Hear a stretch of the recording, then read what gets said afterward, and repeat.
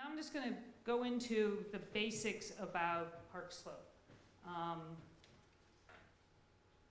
We've been in this building.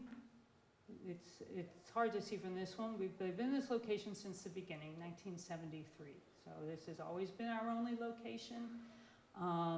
It's in the heart of the neighborhood called Park Slope, Brooklyn.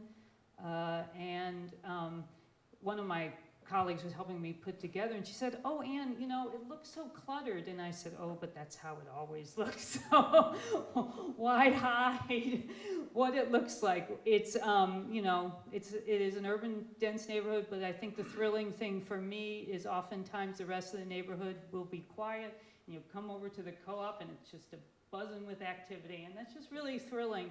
I think it's just a really exciting aspect of being a very healthy 41-year-old business in a neighborhood. We anchor it in some way, and I think that's great. When I was thinking about how to organize this, I thought, well, I just wanted to go back to our basic principles. We have a very elaborate mission statement, which I'm not a big fan of. Hopefully members in the audience, because our members wrote the mission statement. It's not my favorite thing. It's a little bit of a mission statement by committee. But this, before we had an official mission statement, this was our mission statement. It was on all our t-shirts and everything. It said, "Good food at low prices for working members through cooperation since 1973. So I thought I'd organize my talk around that original sort of mission statement. Here we are. This was actually, I thought it was 1973, but that's actually 1978 because you can't see it, but back in the back there, there's a banner that says Happy 5th Birthday Co-op. So it's 1978, and here we are today. So we've come a long way in some ways of technology and everything, but I think the core values and the way we operate is we're still doing it the same way with member labor. So I wanted to start, so good food. The co-op, I guess our reputation, we have two reputations, I guess I should say. Our good reputation is the food.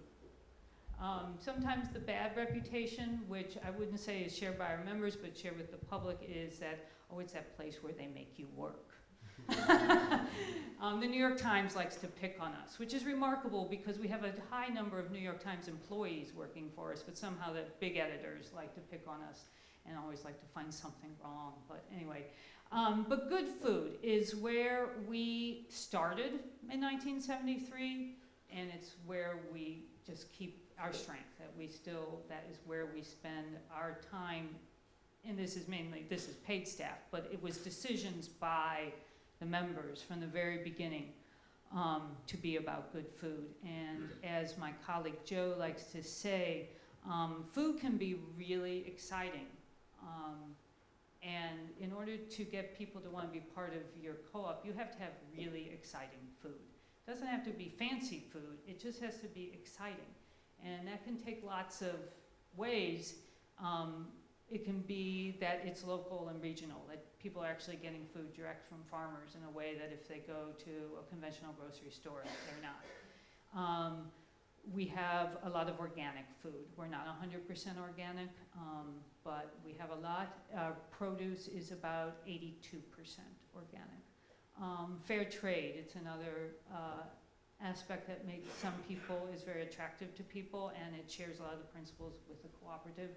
And in fact, some of our biggest fair trade vendors are actually cooperatives themselves. Equal Exchange and Crop to Cup.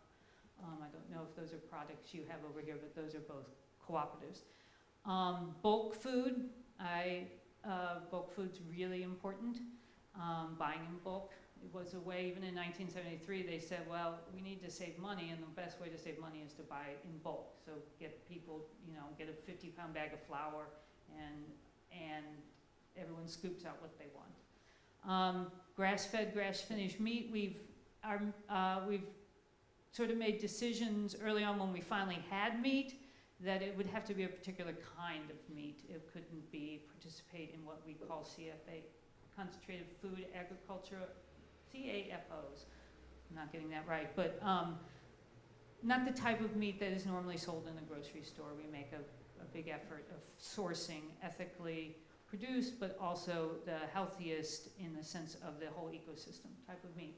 And then we have sort of the no artificial colors, flavorings, and sweeteners, and no high fructose corn syrup. The hangovers from sort of our Whole Foods, not Whole Foods, the fancy grocery store in the United States, but Whole Foods and hippie days. I'll say it, we were kind of looked like hippies in 1973, but those are definitely principles that came out of those days.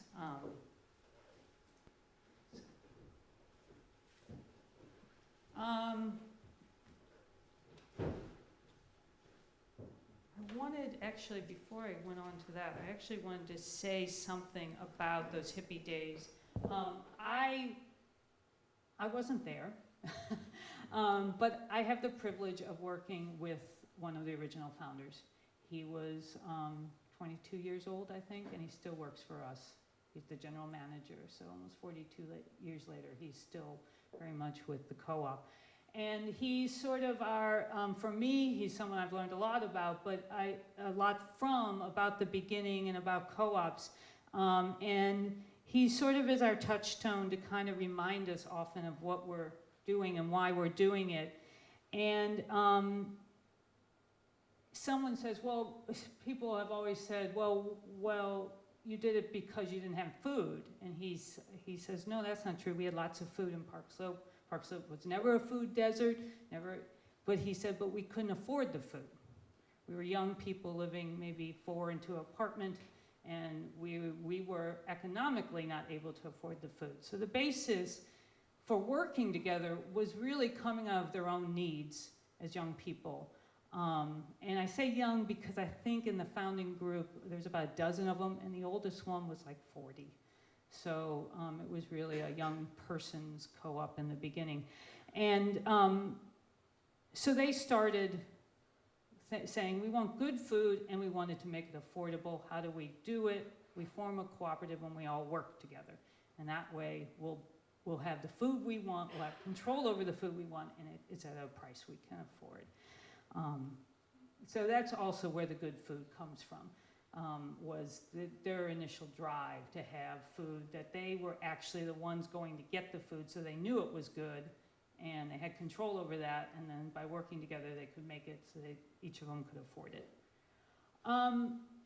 We started out with only basically produce, bulk, like so flour, sugar, oatmeal, things like that, and some shelf-stable things. That's where we started. That's what we could afford to do.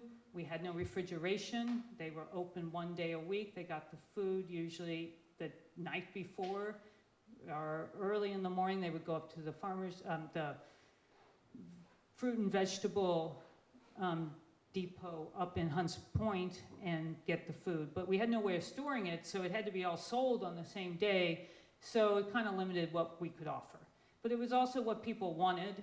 At that point, there was not a lot of demand for other things, and the cost of getting dairy and all those other kind of things in the refrigeration was far beyond what they could even imagine, so they didn't even think that way, you know. But now the co-op has quite an elaborate product range. We have up to 10,000 SKUs or 10,000 individual barcoded products.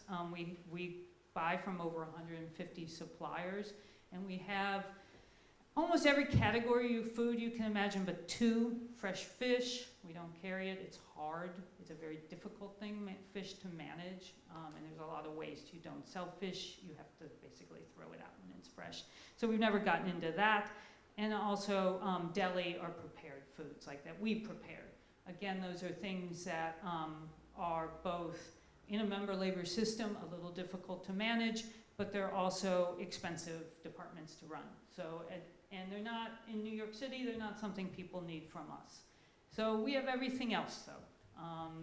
You know, everything you can imagine, the produce, the dairy, the bulk, the fresh bread, meat, all sorts of grocery items. We have pet food, we have household items, health and beauty, supplements, vegan, raw. Yeah, so but it was building over time. We didn't start out, I mean, everything, we didn't have chicken. We voted on to have chicken in 1987. We actually didn't get the chicken to 1992 because we didn't have a refrigerator case for 5 years to keep it at the right temperature on the floor. Then we didn't even have red meat until 2001. So we went almost 30 years without having red meat. It was a sort of a political thing for a lot of people, but it was also, well, where are we going to put it?